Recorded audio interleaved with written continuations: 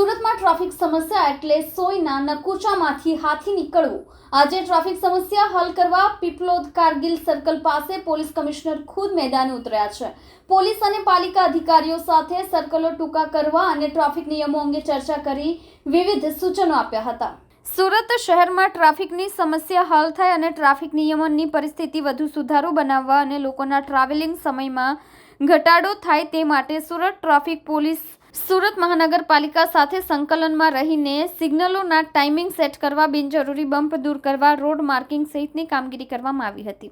સુરતમાં ટ્રાફિક સમસ્યા એટલે સોયના નકુચામાંથી હાથી નીકળવું। આજે ટ્રાફિક સમસ્યા હલ કરવા પીપલોદ કારગિલ સર્કલ પાસે પોલીસ કમિશનર ખુદ મેદાને ઉતર્યા છે। પોલીસ અને પાલિકા અધિકારીઓ સાથે સર્કલો ટૂંકા કરવા અને ટ્રાફિક નિયમો અંગે ચર્ચા કરી વિવિધ સૂચનો આપ્યા હતા। ટ્રાફિકમાં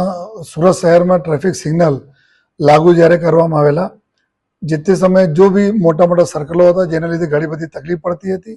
આ સર્કલોના નાના કરવામાં આવેલા હતા।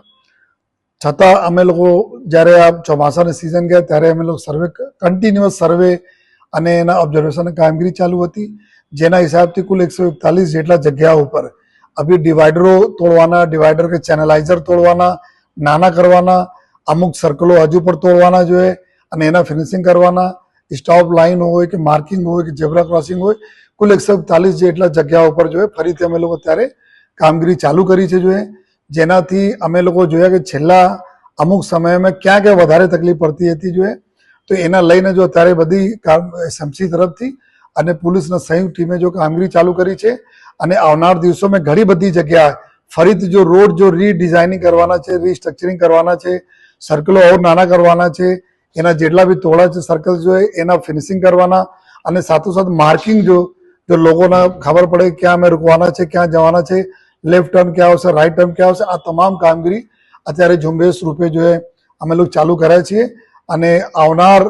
બહુ થોડા દિવસોમાં પણ જોઈએ આપ જોઈ શકો છો કે શહેરને પૂરી રૂપરેખા જોઈએ આ સારા ટ્રાફિક નિયમનને સપોર્ટ કરતા આ પ્રકારના જો બદલાશે જોઈએ અને એના માટે જો અમારે કોર્પોરેશનની ટીમ તરફથી ખૂબ સહયોગ મળી રહ્યા છે જોઈએ અને અમારે જો અલગ અલગ જો રિજન્સના અધિકારીઓ છે જે એના પાસે લિસ્ટ છે એના લઈને અમારી કામગીરી ચાલુ છે।